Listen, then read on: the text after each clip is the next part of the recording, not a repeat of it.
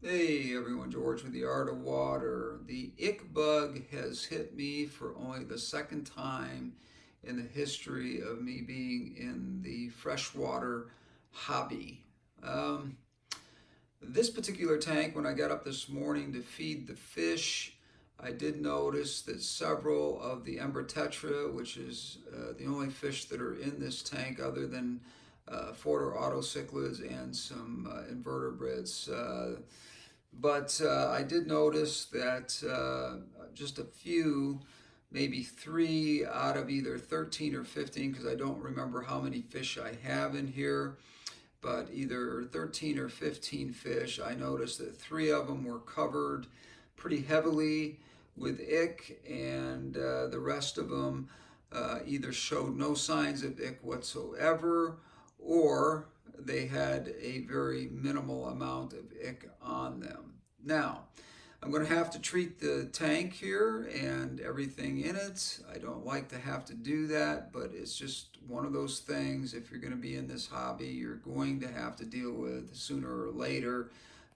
No one escapes the ick problem ever completely. At some point, you are going to get hit with it, and you need to have some kind of a tank that you can set up as a hospital tank or have one going already where you can medicate them and get them back to health rather quickly. Now, I do have a 5 gallon that I have set up with just some rock, a few pieces of wood, the filter with no carbon. If you're going to treat ick, you cannot have carbon in the tank. You must remove the carbon filter and just let it be the ceramic and sponge if you have a 3-stage filter, and no carbon whatsoever. The carbon will just filter the medication out of the water and be very ineffective. So I have that going already. That's something I always have on hand so that I'm easily able to deal with a problem like this very quickly and hopefully save any of these fish from dying because of the ick. Now, how did I get the ick? That's sort of the question I've been dealing with all day long. And before I made the video for my YouTube channel today, I wanted to make sure I kind of understood how the ick got into my tank in the first place, and sort of tell you about it rather quickly and get on with the process of treating the disease. I noticed about 2 weeks ago that I saw a little frothiness on the top of the water. It's very unusual because most of my tanks, or I would say all of my tanks, are easily healthy to the point where the water is just pristine. Now, when you look at this water here, you can see that the water does look pristine indeed, and the plants are all healthy. Everything looks great except for we have an outbreak of ick. Now, the frothiness on the top of the water, I wasn't really all that concerned about. I do 50% water changes every week on well-established tanks. I try to do that on some tanks. If I know that they're super duper healthy, I will get away with just a quarter of a water change once a week. On this particular tank here, I did notice the frothiness on the top of the water, like I said, about a few weeks ago, and wondered what that was all about. I basically did some water changes and noticed that the frothiness was being reduced.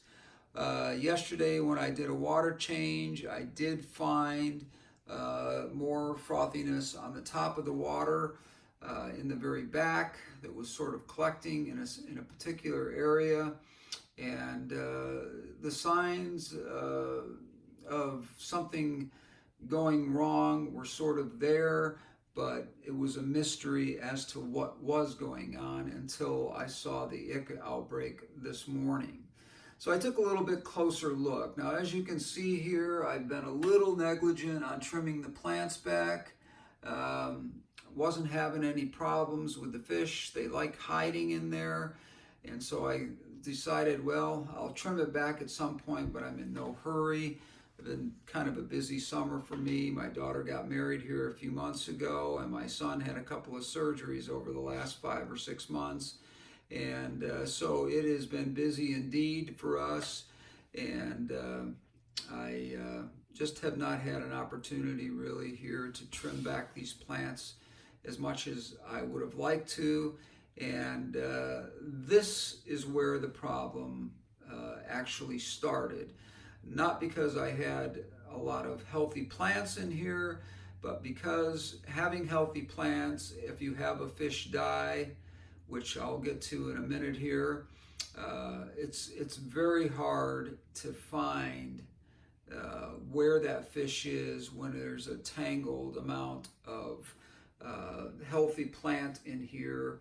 And when the fish dies and they float to the area where they get caught up in the plants, you can go easily without ever seeing them. Now, many times when a fish dies like that, the invertebrates will take over and eat the carcass, and other fish will also pick at it, and it will easily resolve itself. But somehow we had a situation where the carcass was in there. It was an autocynklid.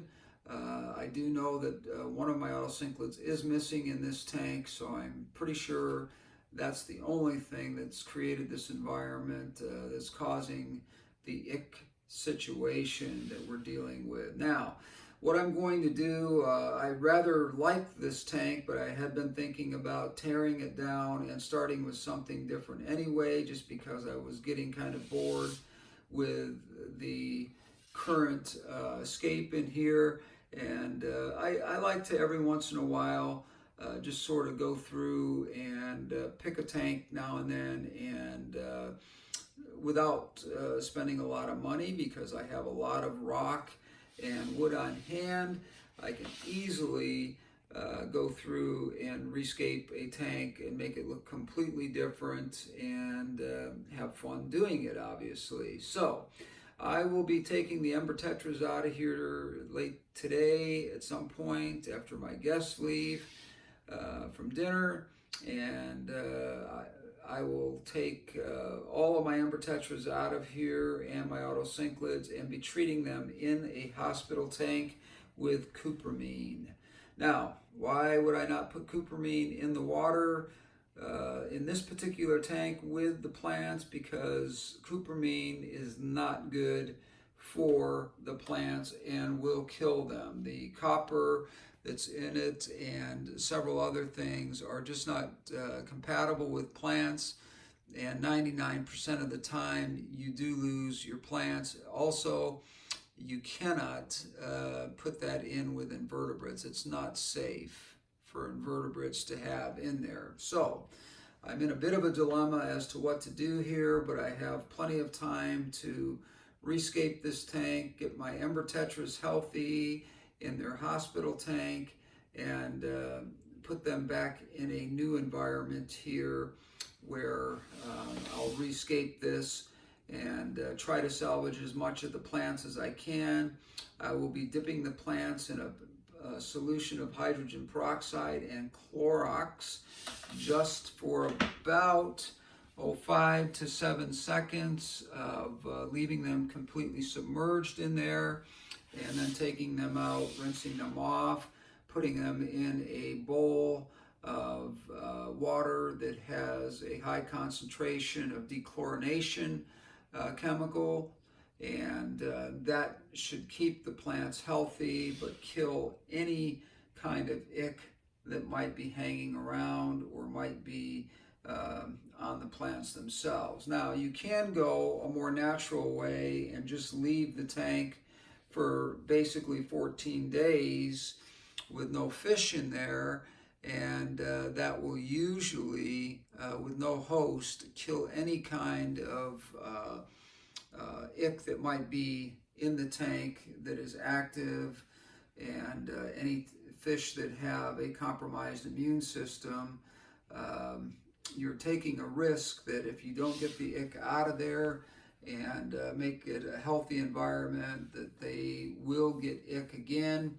So my experience with this has been that you're just better off tearing the tank down completely, boiling everything, and trying to keep your plants in a situation where you do the very thing that I talked about, dipping them in the solution of hydrogen peroxide and Clorox for a short period of time, and then trying to salvage them that way. So anyways, if you have a situation like this, those are really the things that I laid out are really the best way to deal with them.